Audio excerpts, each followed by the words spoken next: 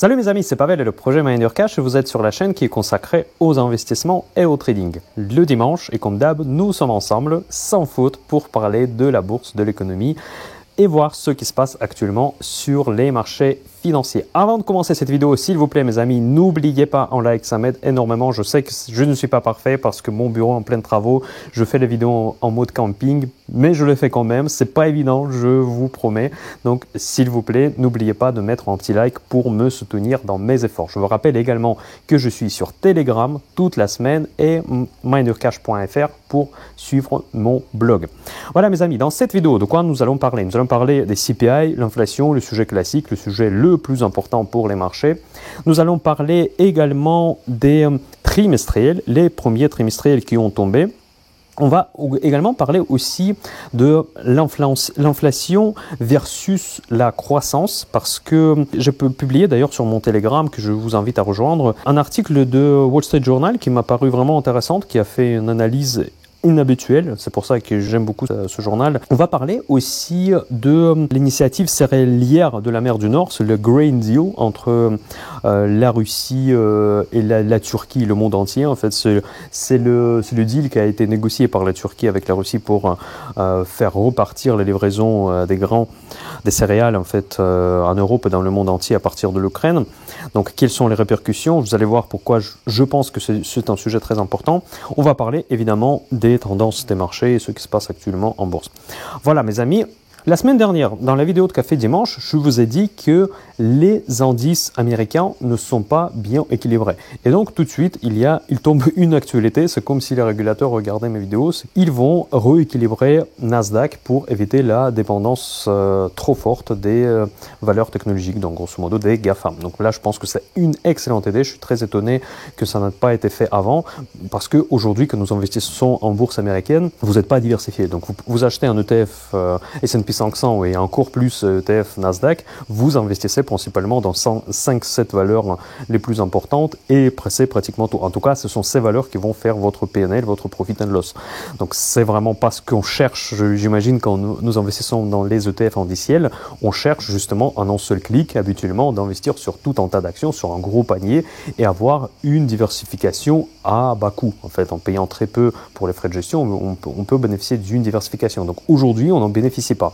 Parce que les valeurs de GAFAM ont grandi tellement, ce qu'on investit principalement uniquement dans ces valeurs. Donc du coup, ils sont en train de revoir, les indices représentent un petit peu plus l'économie réelle que ces 5 valeurs de la catégorie A, comme je les appelle, les valeurs absolument exceptionnelles et les valeurs contre lesquelles je n'ai jamais été. Je disais toujours qu'il fallait être présent dans ces valeurs. Sauf une seule, unique exception, c'est Nvidia, avec laquelle j'ai un petit peu des relations compliquées parfois. Les autres valeurs, ce sont des valeurs extrêmement intéressantes, extrêmement rentables. Nvidia également, mais sauf que Nvidia a un gros problème de valorisation. Donc à partir d'un certain moment, bientôt, nous devrons avoir les indices américains plus représentatifs et plus diversifiés, si vous voulez. Donc, qu'est-ce qui s'est passé cette semaine? La publication principale, je pense, de loin principale du mois, c'est les CPI américains. Le CPI, en gros, c'est Core Price Index, donc c'est l'inflation. Et donc, ils sont ressortis légèrement mieux que prévu. Mieux que prévu, cela veut dire que l'inflation ralentit légèrement plus vite qu'avant. Je ne veux pas vous répéter toute cette tirade que je fais depuis plusieurs semaines. Donc, mes projections depuis le début de l'année ont totalement confirmé. Il n'y aura pas de pivot, ça c'est déjà en fait. Le marché l'a déjà avalé cette nouvelle. Maintenant, il y aura même plus de hausse encore prévue. Il y aura au moins 2 hausses. Ça, ce sont les paroles d'un des membres de la Fed que j'ai publié sur mon Telegram.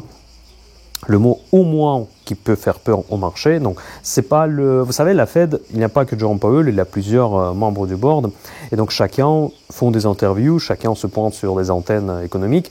Et certains membres de la Fed ont plus d'influence, typiquement Bullard.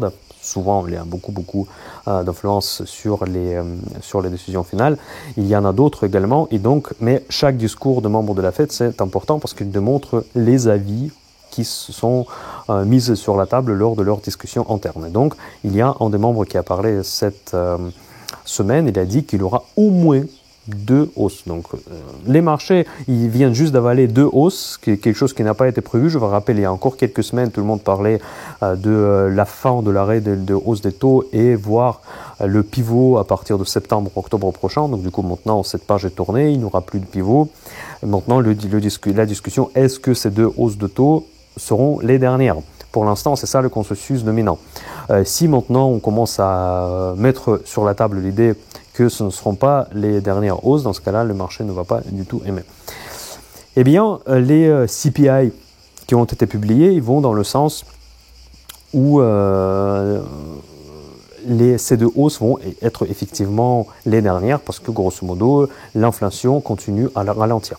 Et donc là, en parlant de cela, je vais tout de suite basculer sur le post que je fais sur Telegram qui m'a vraiment... bon, c'est pas le post parce que c'est moi qui ai posté, c'est pas le post qui m'a intéressé, mais surtout l'article de Wall Street Journal que j'ai partagé. En fait, l'auteur, c'était dans la partie du journal qui était consacrée aux opinions des éditeurs. Il a soumis une idée, c'est que finalement, l'inflation pour la Fed peut-être n'est pas si importante, les chiffres de l'inflation. Ce qui importe pour la Fed, c'est le dynamisme économique, c'est que la croissance ne s'arrête pas et selon leurs estimations, le monde économique il est en surchauffe. C'est vrai que depuis la réouverture de Covid, après les États-Unis, ils ont subi beaucoup moins la crise ukrainienne.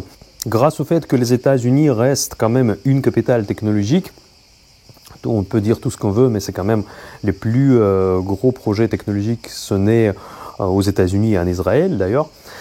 C'est que les États-Unis restent quand même une économie en pleine croissance, en pleine boom. Et pour arrêter cette économie, apparemment, c'est pas une tâche aussi facile à faire comme la Fed croyait au début.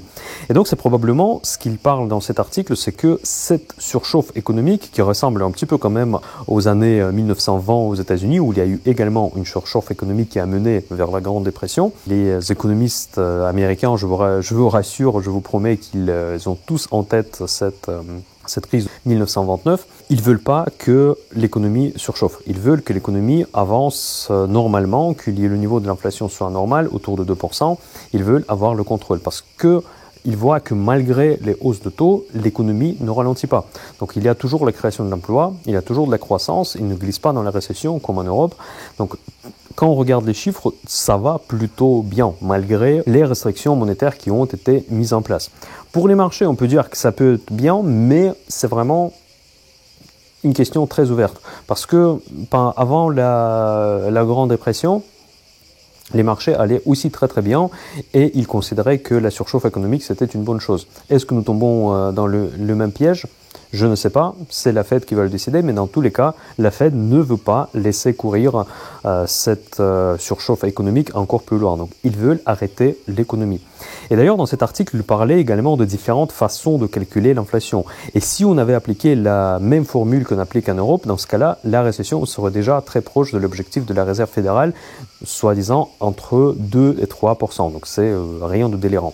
Donc, c'est tout simplement la formule qui est très différente aux États-Unis et entre les États-Unis et l'Europe fait que l'inflation aux États-Unis paraît comptablement plus élevée qu'en Europe.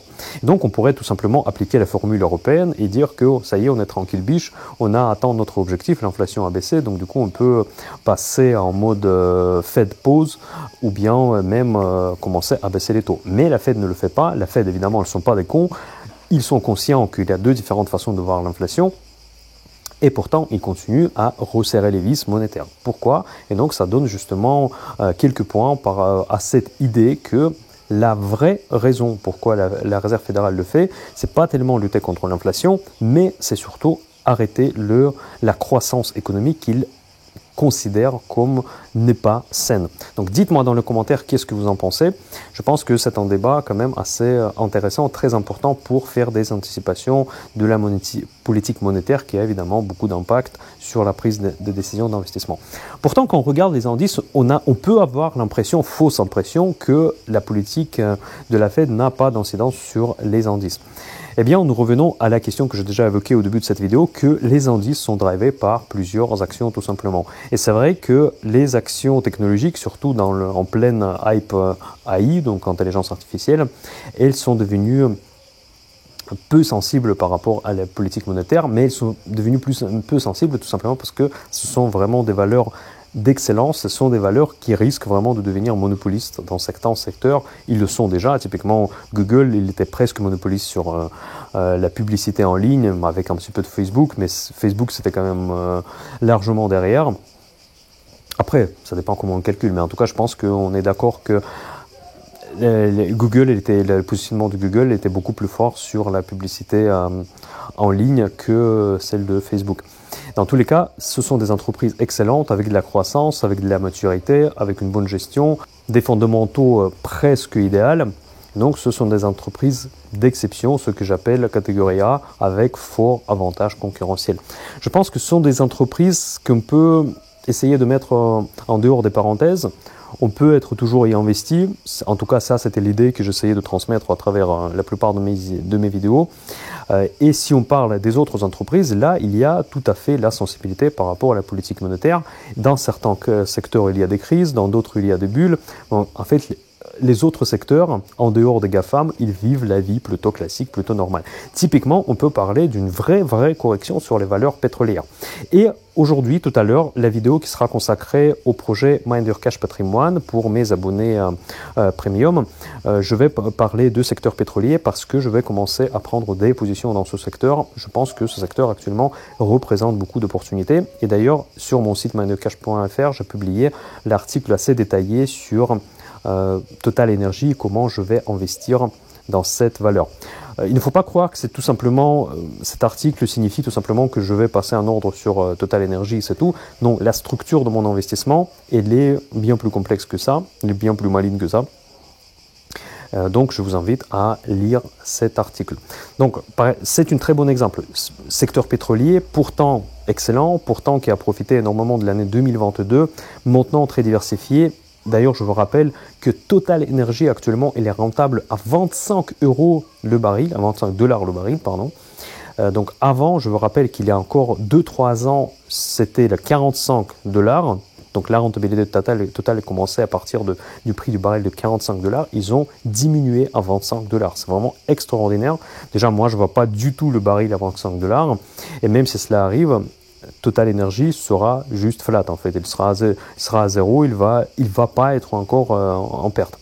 Et en plus, comment ils ont fait? Parce qu'ils ont commencé à se diversifier, ils se sont positionnés énormément sur le GNL. GNL, c'est un marché booming maintenant, surtout après la crise ukrainienne, les énergies renouvelables. Donc, c'est vraiment une société énergétique intégrée. Peut-être c'est pour ça qu'ils ont changé le nom, ou le Total, ils s'appellent maintenant Total Energy, parce qu'effectivement, ils sont présents maintenant quasiment sur tous les créneaux énergétiques, et c'est le premier fournisseur de l'énergie verte en France. Voilà, donc là, tous les détails sont dans l'article et dans la vidéo qui sera consacrée tout à l'heure à mes abonnés Minder Cash Patrimoine. Tout ça pour vous dire que, tout simplement, aujourd'hui, les marchés ne sont même pas à 2 vitesses, elles sont à plusieurs vitesses parce qu'il y a des GAFAM, il y a tout le reste, et tout le reste, c'est plutôt le monde classique boursier que nous avons, où il y a des hauts, il y a des bas. Mais par contre, les marchés sont vraiment disbalancés par rapport en faveur de ces valeurs de GAFAM. Une autre actualité très importante de cette semaine, c'est le début des trimestriels. Ça, c'est toujours très important. Il y a des banques qui ont publié, plutôt bien publié. Pour ceux qui, encore une fois, fait partie de mes abonnements premium, je vous invite à regarder le portefeuille Minder Cash Tranquille Biche, le portefeuille qui est destiné à des investisseurs qui ne veulent pas prendre beaucoup de risques, où je ne choisis uniquement des actions les moins risquées. Je fais très peu de transactions dans ce portefeuille. C'est vraiment bon père de famille. Et dans ce portefeuille, une de mes meilleures performances, je crois que c'est même la meilleure performance, c'est JP Morgan. Toutes les valeurs explosent malgré que ce sont des valeurs à risque très faibles. D'ailleurs, je fais un post sur Telegram des rendements de mes lignes de ce portefeuille Tranquille Biche.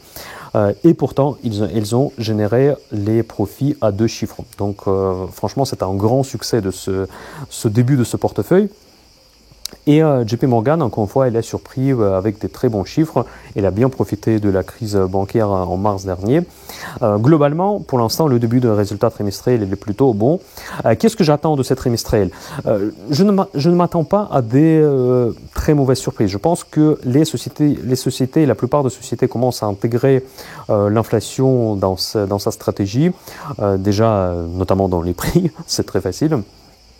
on va voir beaucoup plus clairement l'impact de l'inflation sur rapport trimestriel des entreprises.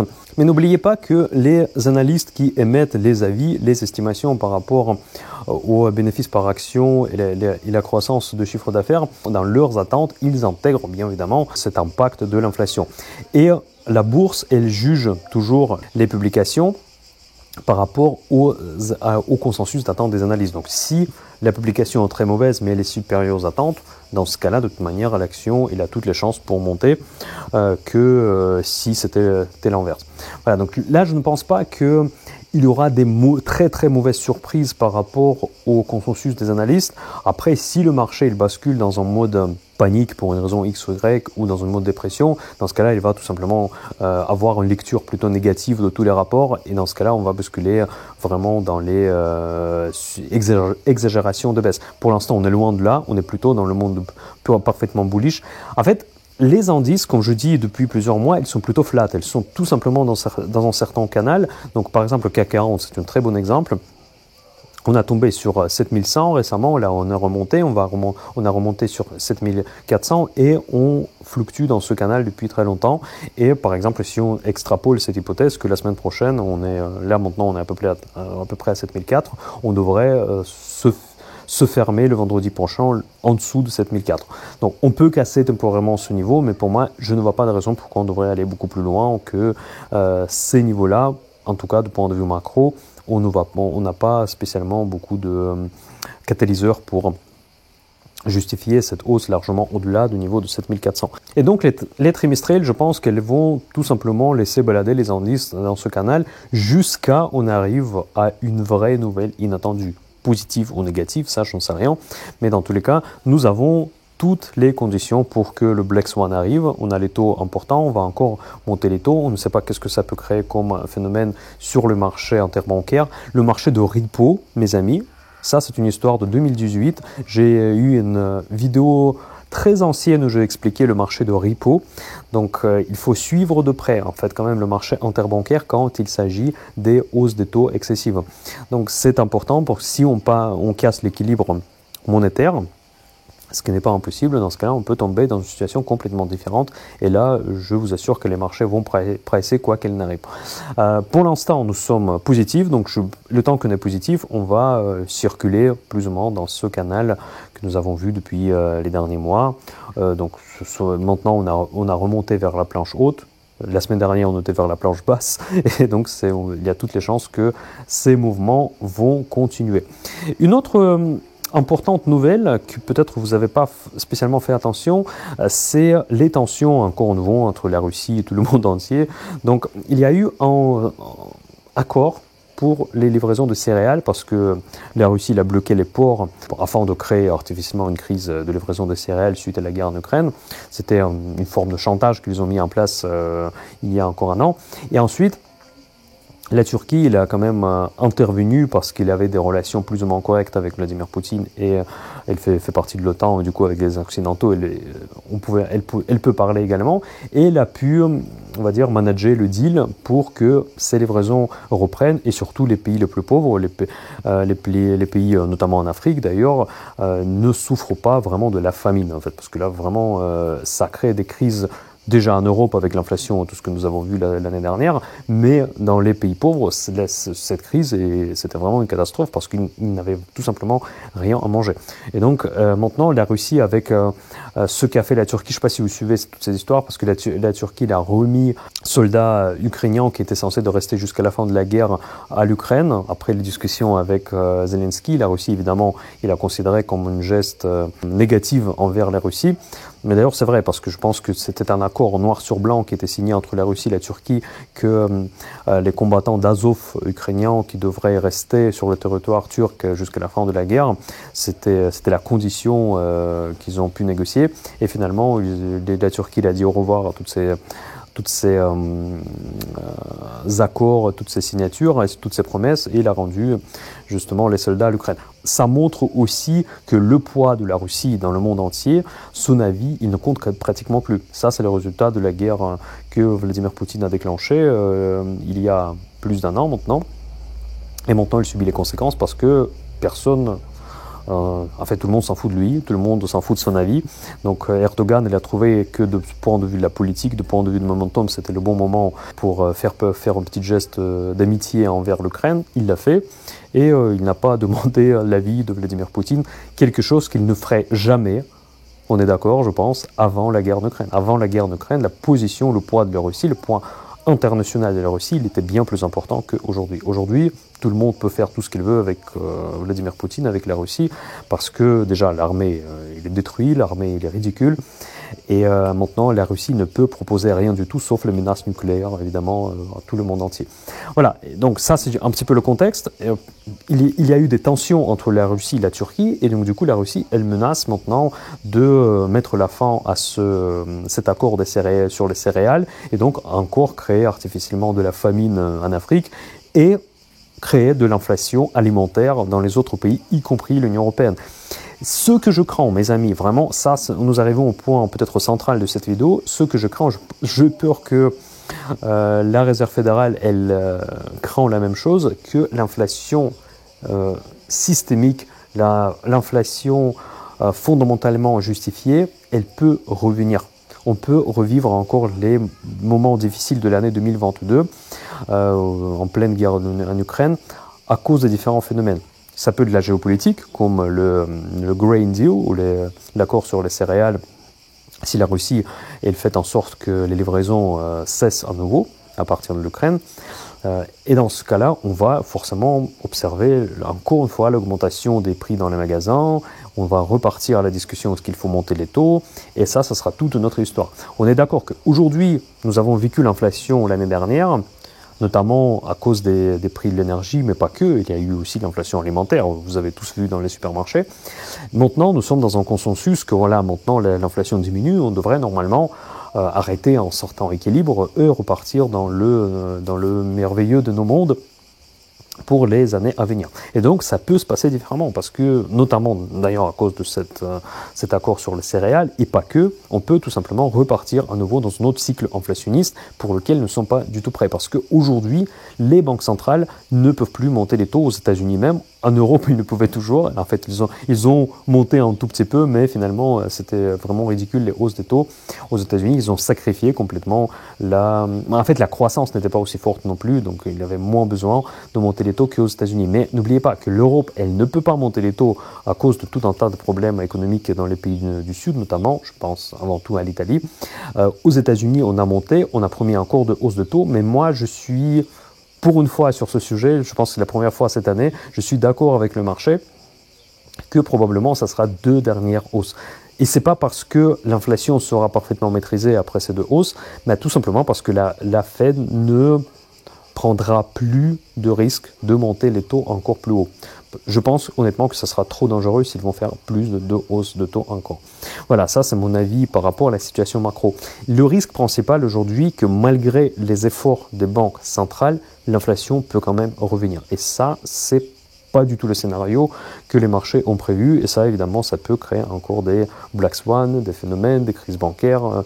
Parce qu'en fait, le problème, que la confiance dans la Fed sera remise en cause. Là, je vous renvoie à mon récent interview avec Julien Flo. On fait de temps en temps les interviews avec lui sur la situation macroéconomique. Et justement, on était tous les deux d'accord que vraiment, depuis 10 ans, même plus que 10 ans, que les marchés financiers, le monde économique tient sur le principal pilier, c'est la confiance dans la Fed. Parce que depuis la fin de la crise de subprimes en 2008-2009, pourquoi on a redémarré, pourquoi on n'a pas vécu la fin du monde, c'est tout simplement parce que les banques centrales ont racheté du temps en injectant de liquidités, et donc ces QI, quantitative easing, sont devenus la norme depuis très longtemps, et avec cette norme, on a vécu avec les taux bas. Les QI accompagnés des taux bas, c'était une solution miracle à tous les problèmes économiques, et on proposait ça comme solution, quoi qu'il en arrive. La crise de la dette en Europe, après les crises de croissance, les crises géopolitiques, la crise de Covid, tous les problèmes ont été réglés par cette planche à billets et couplés avec les taux bas. Aujourd'hui, les taux ne sont plus bas et maintenant, on ne peut plus les monter parce que sinon, ça va créer un véritable problème. Voilà. Pour finir cette vidéo, je vais quand même mentionner également les différents voyages de Janet et Hélène en Chine et les contacts qui sont repris de plus belle avec la Chine.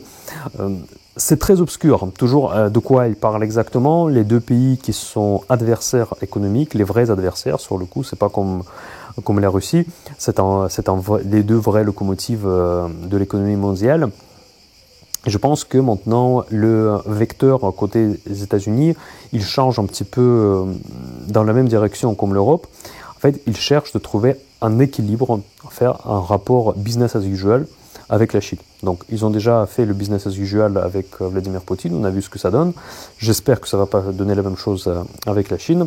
Je pense qu'il y a toutes les chances que ça ne sera pas pareil, parce que la Chine, il y a quand même plus du fondamental dans leur comportement. Ce n'est pas les pays démocratiques. Je ne vais pas rentrer un petit peu dans ces sujets-là parce que je sais que c'est un peu clivant, c'est de la politique, on peut avoir tous des avis différents. Je suis ravi de parler dans les commentaires de tout cela, ce que vous en pensez. Mais je ne veux pas que ce soit un sujet, on va dire, ouvertement comme ça dans mes vidéos, parce que ce n'est pas l'objectif de ma chaîne. Je pense que de toute manière, vous connaissez mon avis là-dessus.